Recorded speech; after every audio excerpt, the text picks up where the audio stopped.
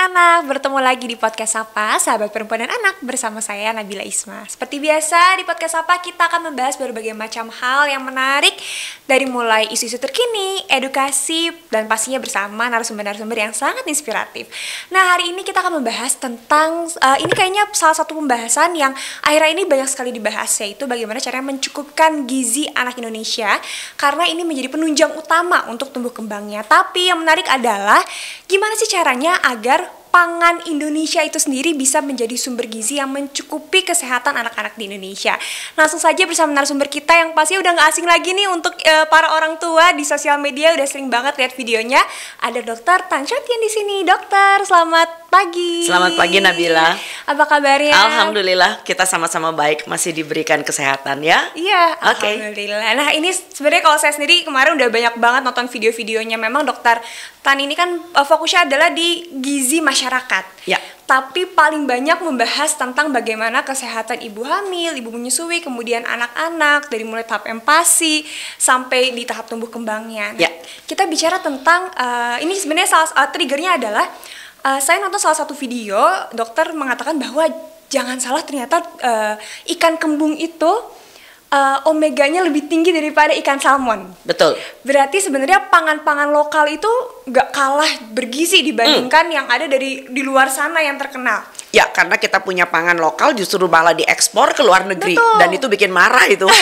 Padahal ternyata itu juga gak kalah bergizinya. Sangat. Apa sih pentingnya kita mengetahui pangan-pangan lokal ini dan bagaimana pentingnya pangan lokal untuk kebutuhan gizi anak-anak di Indonesia? Ya, karena ini dampaknya luas banget ya. Jadi kita kalau mau bicara dari ekonomi aja itu udah kelihatan. Kita harus meningkatkan ekonomi sirkuler. Artinya dari kita untuk kita dan demi kita gitu loh ya. Jadi jangan sampai nelayan kita capek-capek cari ikan atau petani kita capek-capek nanam, tapi yang menikmati justru orang luar karena mereka lebih banyak butuh uangnya karena bisa dijual dengan harga mahal. Sementara anak-anaknya sendiri jadi pemakan kemasan. Itu kan sangat tidak masuk di akal miris buat saya. Sebenarnya ya. Siap.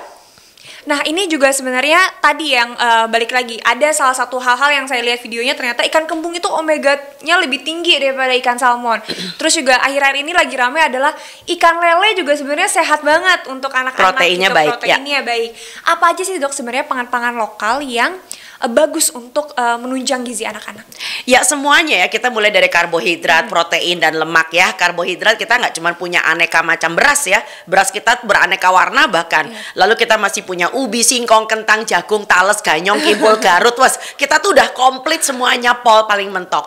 Begitu pula dengan protein ya, baik protein hewani maupun protein nabati, dan apalagi sumber lemak yang baik. Kita punya alpukat, kita punya kelapa, kita punya kuning telur, kita punya macam-macam dan kacang-kacangan. So sebetulnya basically kita tuh nggak butuh impor-imporan, asal kalau seandainya kita bisa membudidayakan dan membuatnya menjadi affordable and available. Ini penting, karena kerap kali yang terjadi justru yang menjadi miris kalau saya keluyuran ke daerah, justru pangan-pangan lokal itu harganya tinggi.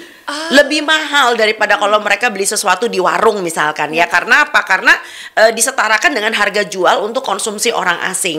Jadi ini adalah suatu hal yang miris banget. Atau ya ini kita udah 79 tahun merdeka ya, tetapi masalah transportasi bahan pangan kita, misalnya bisa nggak sih orang Ciamis misalnya makan ikan yang berasal dari Indonesia Timur ya, yang kaya, yang bebas polusi? Bisa nggak sih orang Indonesia Timur juga merasakan apa itu telur puyuh, apa itu telur bebek? Mereka kan nggak paham gitu. Jadi barangkali affordability and availability ini adalah menjadi tugas dan PR kita bersama. Nah, jadi memang mungkin ya itu ya, balik lagi ya, gimana caranya pangan-pangan yang ada di Indonesia itu bisa dimanfaatkan oleh orang Indonesia lagi, yang utamanya dengan tadi affordable dan availability-nya juga bisa didapatkan di mana-mana. Karena biasanya sekarang kayak kita kalau ke supermarket semuanya serba impor itu ya dok ya. Iya, dan anehnya gitu yang ngadi-ngadi malah lebih gampang didapatkan, yang instan-instan lebih didapatkan ketimbang apa yang tersedia secara lokal. Itu sedih aja sih. Dari sisi gizi dok, apa sih yang paling membedakan antara pangan lokal dan pangan impor? Apalagi kan memang mungkin kalau pangan impor ada waktunya ya ketika pengirimannya, rasanya, kesegarannya juga mungkin akan berbeda gitu. Oke, pangan impor yang mana dulu nih? Produk ultra proses atau pangan impor dalam bentuk makan utuh yang beku seperti tadi salmon beku, kemudian kentang beku dari Amerika. Yang mana dulu nih? Kalau kita bicara tentang produk ultra proses, artinya dalam bentuk yang sudah dikemas. Kalau menurut hemat saya itu sih konyol aja sih, karena kita tahu banget yang disebut dengan produk ultra proses itu adalah suatu produk pabrikan yang tentu dengan banyak sekali imbuhan ya. Ada pengawet, ada pewarna, ada pengemulsi, ada pelembut dan sebagainya begitu ya, dan tentu saja sudah jauh banget dari bentuk aslinya di alam, sudah melalui sekian banyak proses. Jadi yang kita makan itu sebetulnya adalah semacam kayak premix ya, yang kita cuman ambil misalnya mineralnya, kita cuman ngambil protein dasarnya dan sebagainya. Dan bagi saya ini adalah suatu hal yang sangat mengerikan, karena ini adalah semacam kayak bentuk penjajahan baru dari sudut pandang ekonomi juga, yang mana masyarakat kita yang mestinya bisa berdikari, bisa berjaya dengan apa yang kita tersedia secara lokal. Dan bahan lokal kita tahu banget bahwa sangat kaya dengan gizi pada awalnya, lalu kemudian bisa diproses sampai akhirnya anak-anak kita itu lidahnya lebih suka makan barang prosesan. Persis.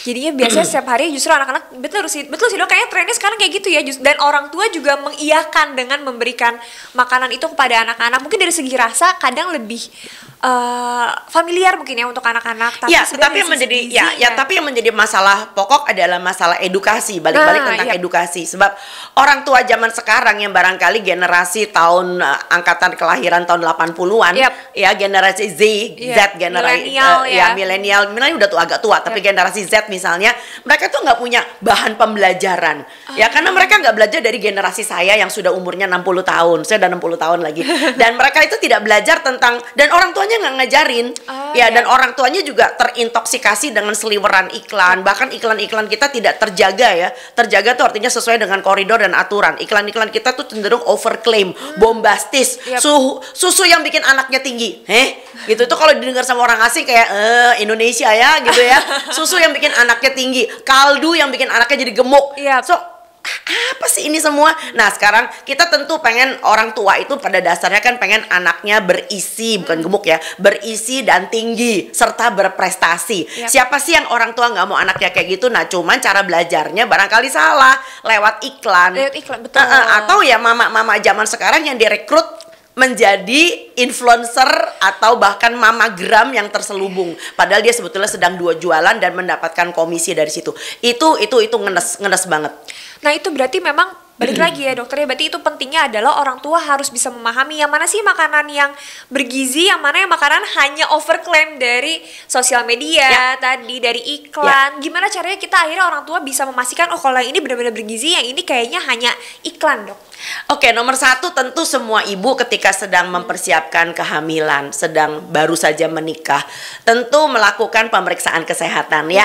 Nah terutama bagi yang sudah baru hamil, tentu kalian melakukan pemeriksaan, misalnya kebanyakan dari kita tuh di puskesmas. Tentu kalian akan mendapatkan buku panduan nasional namanya buku KIA. Itu buku yang warnanya pink ya. Nah itu buku KIA tuh sudah panduan yang udah lengkap banget ya. Di situ bicara tentang persiapan kehamilan, persiapan persalinan, persiapan anak tumbuh kembang, bahkan makanan terukur, gizinya tertakar dan seterusnya.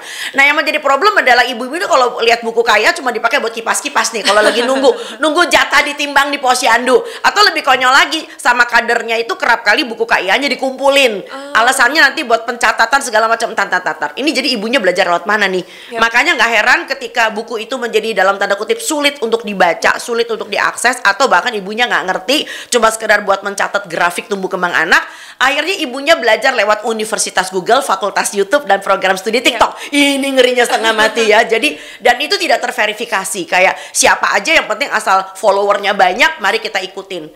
Itu tuh super ngeri. Padahal kita mempunyai beberapa, sekarang udah banyak sih ya, kayak seperti ya kita bikin podcast ya dari kementerian itu sekarang udah keren banget, sudah mempunyai jalur-jalur berkomunikasi dengan masyarakat.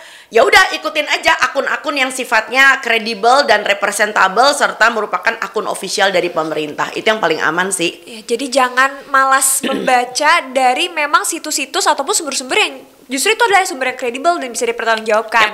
Nah, tapi balik lagi dokter, tadi kan memang yang penting adalah ketika kita memeriksakan diri kita ataupun anak kita kepada dokter, akhirnya kita tahu kondisi-kondisi tertentu. Karena kan pasti setiap orang kondisinya berbeda ya dok. Ada yang anaknya kebutuhannya seperti A, ada yang anaknya kebutuhannya B, ibunya juga pasti berbeda. Gimana sih caranya kita memastikan bahwa akhirnya anak kita itu sudah terpenuhi gizinya? Karena kan biasanya kalau hanya lihat dari sumber data yang digeneralisasi bisa jadi salah kan dok? Oke, kita bicara misalnya ketika bayi masih dikandung oleh ibunya ya, itu sebabnya kita punya disebut dengan antenatal care atau pemeriksaan pra persalinan ya.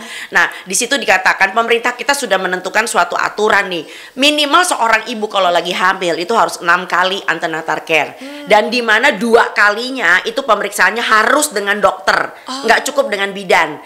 Yang dengan dokter itu adalah yang 1 trimester pertama dan yang terakhir trimester ketiga.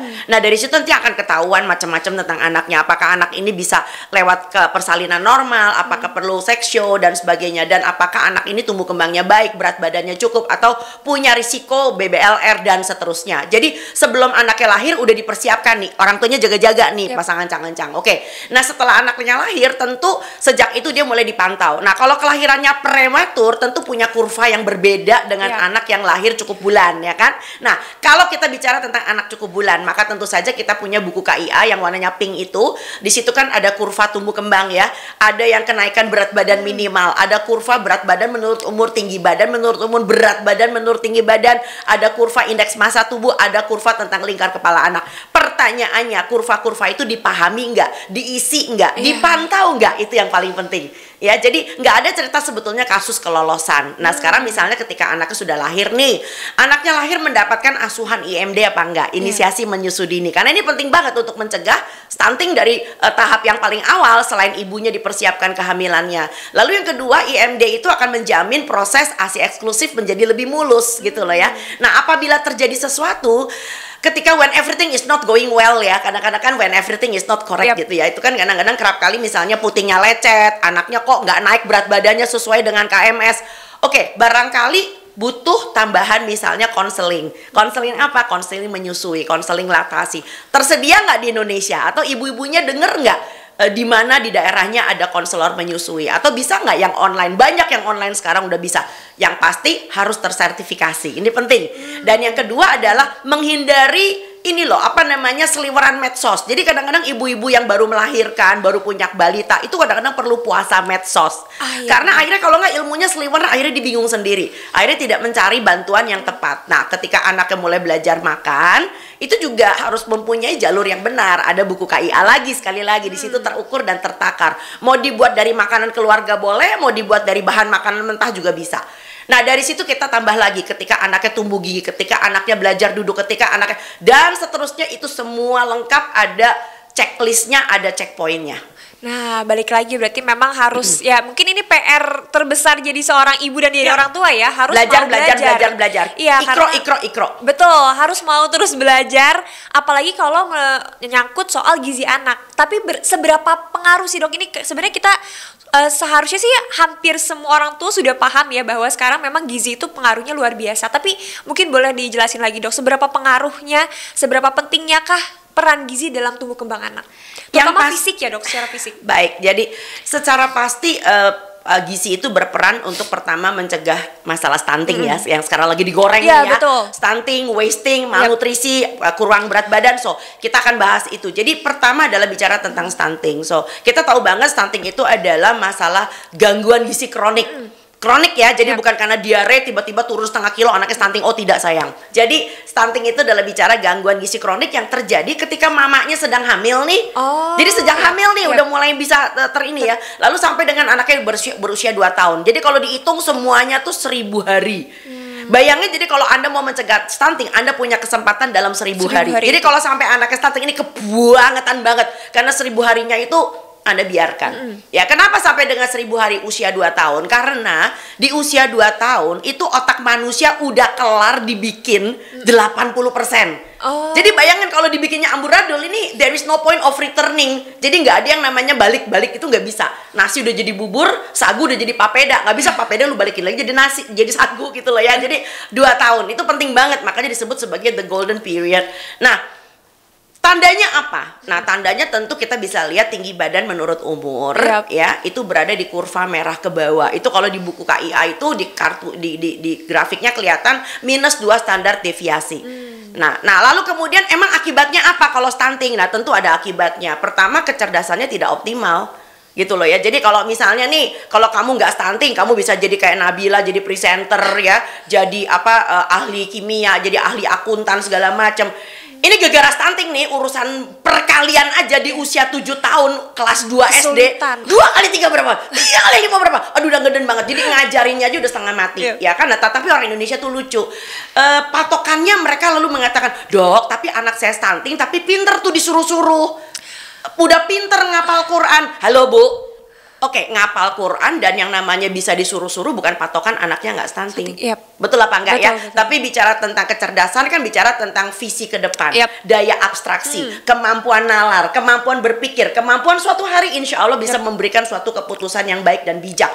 Itu adalah bicara tentang kecerdasan. Nah, yang lebih repotnya lagi nih, gak cuma sekedar kecerdasannya terganggu, tapi juga dia punya risiko untuk menderita penyakit kronik di kemudian hari. Nah lo, obesitas, hipertensi, diabetes, metabolic syndrome, bahkan kanker.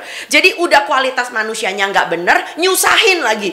Ini makanya kemudian WHO mengatakan negara berada di red flag, tanda bahaya. Kalau stunting itu ada di 20%. Batasnya adalah 20%. Makanya kita harus tekan stunting itu, kalau perlu nggak ada deh. Karena nggak lucu banget buat negara kaya seperti negara kita. Ternyata efeknya tuh bukan hanya ketika tumbuh kembang anak, tapi jangka panjangnya itu ya, Dok. Oh ya, jangka panjang buat keluarga sendiri, buat manusia yang bersangkutan, bahkan untuk lingkungan dan masyarakat serta negara. Iya, ketika dia kemudian tumbuh remaja, kemudian menjadi dewasa, akhirnya kemampuan berpikirnya mungkin tidak akan secara maksimal terbentuk. Nah, kebayang nggak kalau seorang anak udah stunting dan dia tetap stunting? Hello, anak stunting itu nggak kelihatan loh. Anak stunting nggak kelihatan karena bisa aja tingginya kayak kamu, kayak saya. Jadi jangan ngebayangin anak stunting itu cebol. Lah, cebol itu kan karena bisa aja karena kekurangan hormon ya, kekurangan hormon tiroid, masalah dengan hormon pertumbuhan. Jadi anak-anak yang kekurangan hormon tidak dikategorikan sebagai stunting. Jadi kalau stunting itu murni tentang gangguan gizi yang sifatnya kronik. No. Jadi kalau misalnya nih bocah nggak stunting, dewasanya bisa 170 cm ya. Tetapi gara-gara stunting dia cuma 155. Lah, gue cuma 152. Perasaan yang stunting siapa ya? Oke, jadi hang on, 155 tapi dia stunting. Tebak apa yang terjadi? Di sekolah tidak berprestasi. Padahal dia pengen diakui kan, remaja gitu loh, pengen eksis. Akibatnya apa? Dia nggak bisa pamerin isi otaknya, dia pamerin apa? Fisiknya, bokongnya, ya kan, kalau perlu motor bapaknya, ya kan? So, ini anak akan terlibat mudah banget terjerat dengan pergaulan yang tidak sehat. Akibatnya apa? Risiko pergaulan tidak sehat, hamil di luar nikah. Ini lebih panjang lagi ceritanya. Karena dia nggak punya apa-apa, dia nggak punya mimpi, dia nggak punya cita-cita masa depan. And then, risiko stunting kembali berulang lagi. Dan anak yang lahir dari ibu yang tidak siap, tentu berisiko stunting lagi. Ya, jadi ini kenapa rantai stunting kudu digunting, diputus, tus. Jadi gak sesimpel hanya dalam bentuk fisiknya aja, mungkin terlihat lebih kecil, nggak kayak gitu. Kecil-kecil cabai rawit kan nggak apa-apa, karena keturunan. Iya, bisa aja genetik keturunan, genetik. Tetapi kita nggak boleh bicara genetik sebelum anaknya lepas balita. So, peranan genetik itu baru muncul setelah anaknya lepas balita. Jadi dengan kata lain, seluruh anak di muka bumi, mau anak bule, anak Afrika, anak Cina, anak Jawa, itu sampai dengan usia balita, kurva tumbuh kembangnya itu ada dan sama. Setiap anak berhak mendapatkan tinggi badan yang sama, minimal sampai usia balita. Nah, ini saya jadi saya sendiri belum punya anak ya, dokter, dan belum menikah, tapi jadi punya bayangan sendiri ternyata stunting itu bukan isu yang sangat simpel, bukan sesimpel lihat tumbuh tinggi badannya, nggak sesimpel itu, tapi jangka panjangnya juga bahkan tadi berpengaruh ke bagaimana akhirnya dia ada di lingkungan sosial, menunjukkan eksistensi dirinya, itu ternyata panjang banget. Jadi memang mungkin harus perhatian kita bersama, terutama orang tua ya, Dok, ketika mau punya anak yang mau belajar juga. Itu sebabnya kenapa Gusti Allah itu membuat kita hamil 9 bulan 2 minggu. Tahu nggak 9 bulan 2 minggu tuh ngapain aja? Bukan foto-foto maternity, mempersiapkan baju bayi, nggak penting banget. Tapi 9 bulan 2 minggu itu bapak ibunya mesti siap-siap ya. Belajar ayahnya semuanya. yang belajar jadi calon Yap. ayah, nggak pakai rokok-rokok lagi, ya kan? Nggak pakai main-main game lagi. Mulai gamenya adalah aplikasi tentang ayah segala macam kan? Oke, lalu kemudian ibunya mempersiapkan diri dan sebagainya. So 9 bulan itu adalah tentang belajar. Suatu hari saya menyusui itu bagaimana supaya nggak putus tengah jalan, supaya putingnya nggak lecet. Oke, kalau putingnya mendelep, bagaimana puting mendelep bisa kita manipulasi sehingga dia bisa netein dengan baik. So 9 bulan itu panjang banget.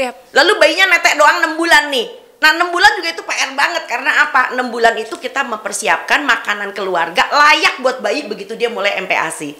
Lah sekarang kalau mamanya makan seblak, bapaknya cuman beli nasi goreng, ya opo. Ya, jadi ini tamparan keras banget tentang bagaimana perilaku hidup sehat masyarakat kita sekarang, terutama generasi Z. Nah, tapi ini juga jadi menarik dokter ketika kita bilang, oh harus belajar sebanyak-banyaknya.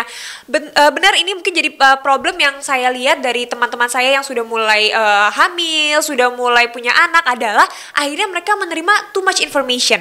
Terlalu banyak, karena tadi ya balik lagi banyak banget influencer-influencer yang jadi sumber informasinya. Artikel di Google yang sangat banyak, semuanya dibaca, tapi akhirnya jadi kadang berlebihan juga, akhirnya jadi stres juga ke ibunya karena informasinya banyak banget. Gimana sih dok akhirnya cara kita membedakan ini adalah informasi yang benar, ini yang salah, dan mana yang mitos, mana yang fakta, karena itu juga jadi salah satu hal yang banyak banget, apalagi kadang ada juga mitos fakta yang dibawa dari orang tua sebelumnya, kayak ada yang nggak boleh dimakan, nanti anaknya jadi gini, ada yang nggak boleh di ini karena nanti jadi bagaimana gitu. Gimana sih dok cara bedainnya? Itu sebabnya jadi orang tua nggak boleh stunting. Balik lagi ya ke mata rantai. Kalau orang tua nggak stunting, dia bisa mikir, logis nggak ya? Kalau nalarnya aja kagak nyambung, bagaimana caranya itu diterapkan dalam hidup Anda? Misal nih, jangan makan lewat dari maghrib, nanti cacingan. Lah cacingnya masuk lewat mana? Apa urusannya sama maghrib? Betul apa enggak? Oke, ya kan? Atau misalnya ada lagi nih, bayi itu nggak boleh nenen di atas 2 tahun karena ASI jadi basi. Basi, kok bisa gitu loh ya. Nah itu kan nggak masuk akal. Nah yang menjadi problem adalah masyarakat kita ini 79 tahun merdeka, tapi cara diajarinya masih dengan pakai cara ditakut-takutin. Ya benar, ya? Nanti anaknya gini, betul, nanti jadi gini. Artinya adalah kita memang cemas banget. Indonesia darurat literasi, Indonesia darurat otonomi moral ya. Artinya apa? Bagaimana saya bisa memutuskan ke sesuatu bukan karena omongan orang, tapi karena keputusan bijak dengan akal budi dan suara hati yang baik dan benar gitu loh ya. Jadi sekali lagi menjadi orang tua itu mesti belajar banyak deh. Juga belajar memisahkan antara mana yang rasional, mana yang irasional, mana yang logis, mana yang tidak logis, mana yang saya bisa paham, ada latar belakangnya, misalnya seperti itu, ya kan? Jadi seperti misalnya tuh, misalnya tentang mitos jualan barang-barang atau yang bikin anaknya tinggi, ya, vitamin buat cepet bicara, vitamin buat cepet jalan, vitamin buat cepet pinter, ada nggak vitamin buat cepet kaya? Pusing juga kepala kita. Kalau itu saya juga mau. Maka dari itu, jadi yang kayak gitu-gitu loh, jadi jalan pintas, shortcut yang membuat kita akhirnya nggak punya nalar sama sekali. Ya makanya ada orang pengen cepet kaya kan, jadinya ke dukun yang katanya bisa jadiin batu bata jadi duit kan, itu kan padahal dia nggak sekolahnya nggak rendah-rendah banget, ada yang sekolahnya sampai udah tinggi tapi masih bisa kejeblos dengan ilmu perdukunan model kayak gitu kan, menunjukkan bahwa wah Indonesia ini darurat banget sih. Iya, untuk literasinya dan sebenarnya literasi yang paling penting itu dimulai dari literasi dalam diri sendiri dan keluarga ya dokter. Itu jadi hal yang paling dasar yang akhirnya juga akan membuat kita sadar akan hal-hal lainnya secara tadi ini logis gak sih, sumbernya kredibel gak sih, bisa dipertanggungjawabkan gak sih, bisa digunakan gak sih informasinya. Balik lagi PR bareng-bareng nih dok untuk kita sama-sama. Mungkin dokter tugasnya mengedukasi, ini orang tua tugasnya adalah bisa menerima edukasi dan memfilter edukasi yang masuk di sosial media itu. Jangan gampang terpengaruh sama mitos yang berseliweran. Tapi juga sebentar, ini juga cerita bahwa tentang ibu-ibu juga banyak lagi yang sok gaya baca jurnal nih. Lalu kemudian dia unggah dengan jurnalnya. Bentar dulu. Jurnal pun ada kastanya. Nah, ada jurnal abal-abal predator, ada yang disebut dengan jurnal yang mempunyai standar Scopus ya. Nah, tapi demikian. Jadi nggak usah lah sok gaya baca jurnal padahal cuma baca headline-nya doang dan kesimpulan. Sementara metodologinya nggak dibaca. Bicara populasi dikerjakan di mana penelitiannya, jenis penelitiannya apa, randomize control trial atau cuma sekedar case study, tentu kastanya beda. Jadi jangan selalu juga terpengaruh dengan istilah kata-kata jurnal. Ini juga penting. Jadi nggak usah nyabot dari mana-mana. Yang paling penting adalah ikuti akun-akun kredibel yang berasal dari akun yang sudah terverifikasi, bukan cuma centang biru, tetapi juga dari misalnya official punyanya kementerian dan seterusnya. Nah, ikutin akun Dokter Tan juga kayaknya penting. Boleh. Ya, ini juga penting Kalau saya ngaco, gue udah digeruduk satu negara. Soalnya banyak banget juga, aku Ya. kemarin juga udah lihat banyak banget informasi-informasi yang mungkin bahasanya juga dibuat lebih sederhana sama dokter ya. Ya. Jadi orang-orang juga akan lebih mudah memahaminya. Apalagi kan banyak yang masalah awam ya tentang Ya. ilmu-ilmu pergizian Tentu. ataupun ilmu kesehatan gitu. Nah tadi kita bicara tentang emang peran orang tua penting banget nih dok untuk mengedukasi. Peran edukator juga penting banget untuk menyajikan informasi yang memang bisa dipertanggungjawabkan. Sekarang kita bicara tentang peran pemerintah sebagai pembuat kebijakan itu sendiri. Seberapa jauh sih dok pemerintah ini seharusnya memiliki peran untuk akhirnya bisa memastikan tadi pertama pangan lokal Indonesia sendiri bisa diakses oleh anak-anak. Kemudian balik lagi bagaimana supaya pemerintah sendiri punya kebijakan untuk anak-anak bisa terpenuhi gizinya di Indonesia. Oke, pemerintah tidak terlepas dari yang disebut dengan kolaborasi pentahelix ya.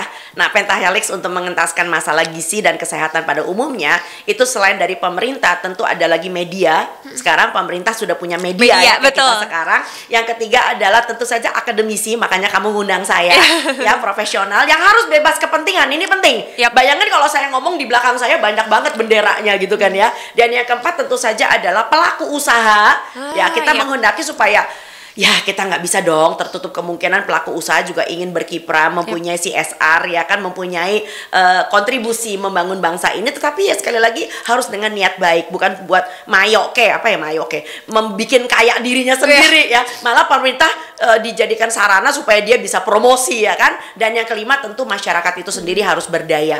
Jadi dengan kata lain pentahelix ini merupakan suatu daya ungkit bagi masyarakat kita untuk mencapai Indonesia Emas tahun 2045 2045 nanti ya. 2045. Oke, 2025 kan tahun besok. Oke, jadi dengan cara demikian maka kita bekerja bersama-sama. Yang penting adalah niat baik.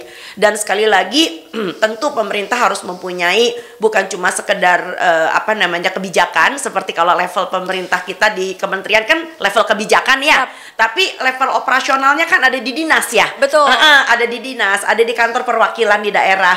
So kita harus mempunyai sekataan. Iya. Ya, jadi jangan sampai karena atas nama otonomi daerah, ini yang seringkali saya bikin saya stres nih. Punten, kalau saya ke daerah kadang-kadang gara-gara otonomi daerah saya suka bingung. Lah, lo kenapa bikinnya kayak begitu?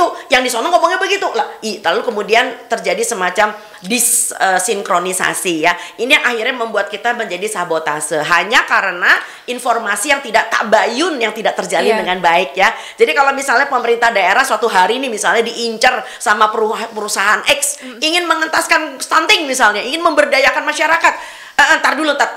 Tabayun dengan undang-undang yang udah ada, peraturan pemerintah, peraturan menteri-menteri yang sudah ada, permen-permen yang sudah ada. Lalu kemudian kita lihat cocok nggak untuk masalah tadi pemberdayaan masyarakat lokal. Kalau cuma sekedar buat sebagai sarana berdagangnya para juragan-juragan itu ya ntar dulu deh. Walaupun kelihatannya dia baik banget nih, posyandunya didistribusi dengan aneka macam biskuit, aneka macam susu, tapi ternyata tuh cuma buat sarana supaya dia makin dagangannya makin laris, dan anak-anak kita akhirnya tercemar dengan gangguan kelebihan gula, kelebihan garam, kelebihan lemak, makin amburadul. Kurang lebih seperti itu. Oke, ini menarik sekali. Berarti memang harus kolaborasi bersama-sama itu. Balik lagi, karena masalah gizi, masalah kesehatan anak itu bukan masalah yang simple. Itu yang harus kita ulang berkali-kali ya. Itu bukan masalah kasih nasi, kenyang, selesai. Tapi apakah yang dimakannya itu benar-benar memenuhi gizinya, menunjang tumbuh kembangnya, kemudian akhirnya bisa menciptakan anak-anak yang tadi berdaya dan bisa berkarya di masa depan. Itu penting banget. Dokter, terakhir mungkin sebelum kita tutup podcast hari ini, apa pesan yang ingin dokter sampaikan untuk orang tua yang sedang mungkin orang tua muda apalagi nih yang lagi kebingungan tentang bagaimana caranya memenuhi gizi anak yang sedang menonton podcast ini? Saya itu mempunyai perasaan bahwa negara kita memang sedang tumbuh ya. Dan kalau tumbuh kalian nggak usah takut di mana ada kebingungan, di mana ada disinformasi, di mana ada hal-hal yang barangkali kok ini beda itu beda. Justru kabar baiknya adalah karena kalian melek. Nah, tinggal masalahnya meleknya itu Anda menggunakan terang budi dan terang hati atau tidak. Ya, itu sebabnya kenapa saya selalu menganjurkan ikuti akun-akun kementerian-kementerian kita yang sudah pastinya terverifikasi, dan saya juga mohon agar pemerintah dalam hal ini juga semakin banyak menjaring kolaborator-kolaborator yang mempunyai niat baik dan tidak punya kepentingan. Selamat untuk menjadi tumbuh, selamat untuk menjadi berkembang, dan kita pasti maju jaya di Indonesia Emas 2045. Semangat! Terima kasih banyak dokter. Wah, ini informasi yang sangat penting dan harus dicatat baik-baik nih oleh para orang tua yang sedang menyaksikan podcast kali ini. Kalau mau tahu lebih banyak juga bisa follow Instagramnya dokter ya. Boleh dong.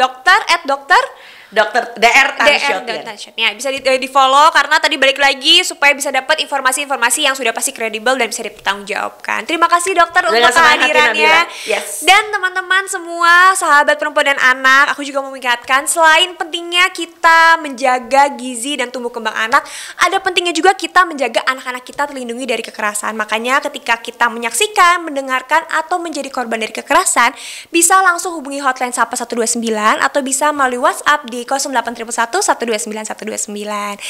Baik, terima kasih dokter sekali lagi. Terima kasih juga untuk sahabat perempuan dan anak yang sudah menyaksikan episode podcast Sapa pada hari ini. Sampai jumpa di episode-episode lainnya.